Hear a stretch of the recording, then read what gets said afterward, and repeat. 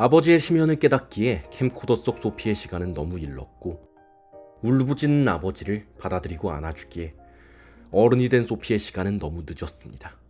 과거 속에 박제된 이토록 나약한 캘럼의 부성은 경험되고 인식 가능한 세계에서는 구원받을 수 없습니다. 하지만 애프터선은 끝없이 구원하고자 하는 그리스도교 윤리가 담긴 영화입니다. 아버지, 그리고 그와 함께했던 과거를 구원하기 위해 영화는 초월에 대한 개념을 끌어들입니다. 그런데 그리스도교적으로 초월은 두 가지 상반되는 요소들의 합의를 통해 가능해집니다. 바로 물질과 정신이죠. 정신없이 물질은 진리를 깨닫지 못하는 껍데기에 불과하고, 물질 없이 정신은 그 무엇 하나 바꾸어내지 못합니다. 그렇기에 그리스도교는 이들의 상호 보완성을 인정하고 믿음으로 육체와 영혼을 한 방향으로 이끌어낼 때 비로소 구원이 가능함을 논하고요. 여러분의 세계 속 상반되는 개념들 역시 무사히 합일될 수 있기를 기원합니다. 100년의 영화 김노엘입니다.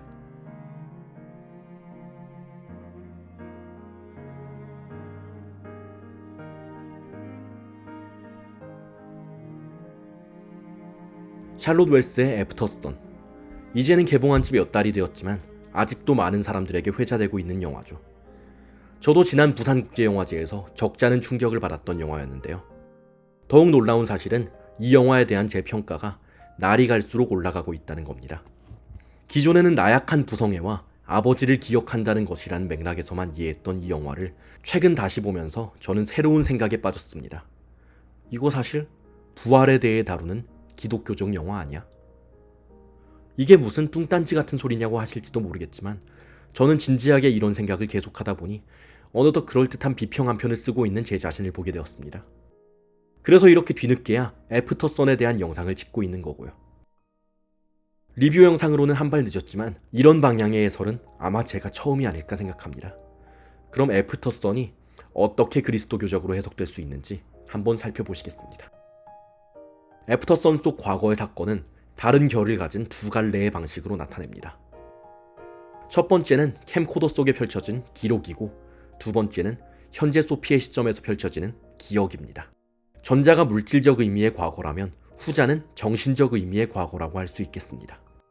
이들을 병렬적으로 배치하고 동등한 위치에 놓음으로써 영화는 시작에서부터 그것의 목표가 물질적인 것과 정신적인 것의 합일에 있음을 확실하게 합니다. 이런 합일은 오프닝 시퀀스에서부터 이루어집니다. 크레딧이 오르고 영화가 시작되면 11살 때 아빠는 뭐가 되고 싶었냐고 묻는 과거의 소피의 홈비디오 화면 위로 그것을 시청하는 현재 소피의 실루엣이 드러워집니다. 이는 과거를 나름의 방식으로 재구성해 기억하던 소피가 실제로 기록된 과거를 응시함으로써 그들 간의 괴리를 처음 인지하는 순간입니다. 홈비디오라는 기록물과 회상이라는 기억 속에서 캘럼과 소피는 다른 인물이라고 봐도 무방할 정도로 큰 캐릭터성의 차이를 보입니다. 전자에서 영락없는 철없는 딸과 그를 돌보는 아버지로 보이는 두 사람의 관계성은 후자로 넘어가면서 역전되죠.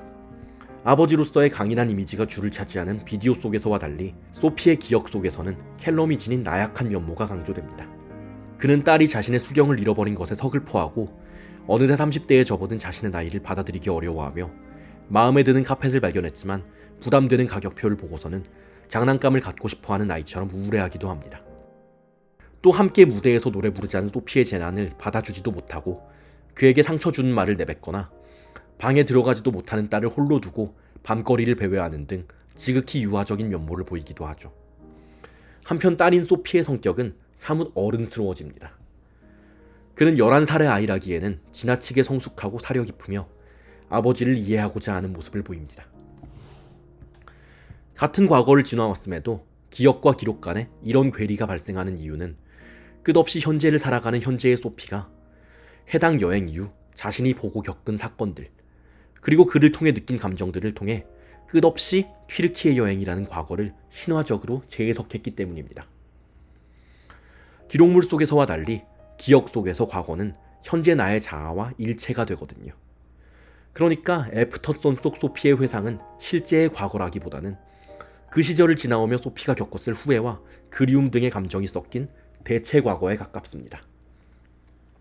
그곳에서 소피는 다툼이 있을 때마다 빠르게 아버지와 화해하려고 하고 자신에게 최대한 솔직해졌으면 좋겠다는 캘럼의 말을 이전부터 의식해오기라도 한 듯이 한밤중의 키스 경험과 같은 모든 것을 아버지에게 털어놓죠. 한편 캠코더 속 기록은 신화성이 완전히 소거된 실증적 역사에 가깝습니다. 그것은 사실을 있는 그대로 11살의 소피는 11살의 천진난만한 어린아이처럼 31살의 캘럼은 딸을 아끼는 아버지의 모습 그대로 비출 뿐입니다. 그런 역사와 신화의 대립 속에서 우린 소피의 회상 속 과거가 일면 유토피아와 같은 역할을 함을 알 수 있습니다. 마치 예수가 죽음 이후 사흘 만에 되살아났으며 제자들에게 은총을 전하고 하늘로 돌아갔다는 복음서 속의 유토피아주의처럼 말입니다. 소피는 어른이 된 후에야 깨달은 아버지의 나약한 면모를 구원하고자 자신의 기억 속에서 아버지와 함께했던 나름의 유토피아를 만듭니다. 그게 바로 영화 속에서 드러나는 소피의 회상이고요. 하지만 역사적으로 존재했던 예수라는 인간을 무시한 채 그의 메시아로서의 면모, 재구성된 부활의 서사만을 논한 태도가 잘못된 것처럼 이 대체 과거만으로 아버지를 기억하려 하는 소피의 태도 역시 잘못된 것입니다. 당연하게도 이 모든 기억으로 구성된 대체 과거에도 불구하고 은연중에 드러나는 캘럼의 심연은 구원되지 못하거든요. 재구성된 기억이란 유토피아로 도피한다 해서 분명 존재했던 캘럼의 문제가 사라지지는 않는 탓입니다. 오히려 그것은 아버지의 슬픔이라는 역사를 직시하려 하지 않고 신화 속으로 치워버리려던 근시안적 선택에 불과합니다. 소피 역시 사실은 이를 너무나도 잘 알고 있었기에 밤의 해변을 걷던 캘럼의 불안과 우울이 절정으로 치닫는 순간을 기점으로 영화는 비로소 어른이 된 현재의 소피에게로 시선을 돌립니다. 어느덧 반려인과 자식이라는 가족을 둔 현재의 소피는 생일날 새벽 잠에서 깨어나고 아버지가 여행 중에 샀던 바로 그 카펫 위에서 일어납니다. 그 후 아마도 이 시점에서는 세상을 떠난 것으로 보이는 아버지 캘럼을 떠올리다가 그 시절의 비디오를 꺼내죠. 이로써 우리는 영화의 첫 부분이자 퀴르키의 여행의 막바지로 다시 향하게 됩니다. 재구성된 대체 과거를 안고 있던 소피가 캠코더 속에 기록된 실제 과거를 맞닥뜨리는 순간입니다. 바로 이 지점에서 영화가 논하고자 하는 구원의 가능성이 그토록 그리스도교적인 기적의 요건이 충족됩니다. 기록과 기억의 합의를 통한 역사와 신화의 온전한 구현, 유한을 초월한 영원한 기억 말입니다.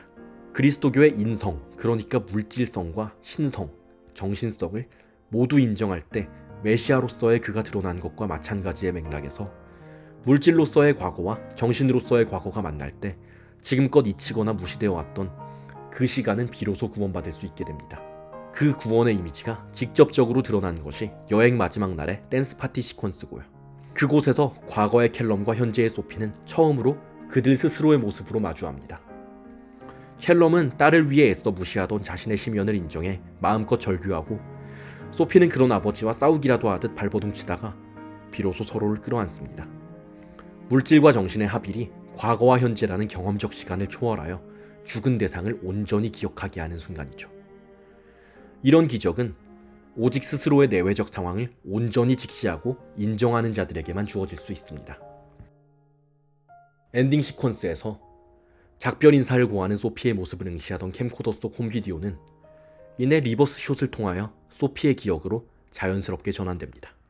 과거에 머무는 캘럼의 시선과 현재를 살아가야 하는 소피의 시선이 마주하는 순간을 가장 영화적인 방식으로 포착해낸 겁니다.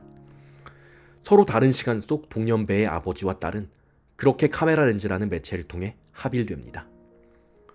비록 작별을 고하고 뒤도는 캘럼에게 남겨지는 것은 영원히 끝나지 않는 기억의 공간뿐이겠지만 중요한 것은 그 기억마저 기적이 될 수 있다는 사실일 겁니다.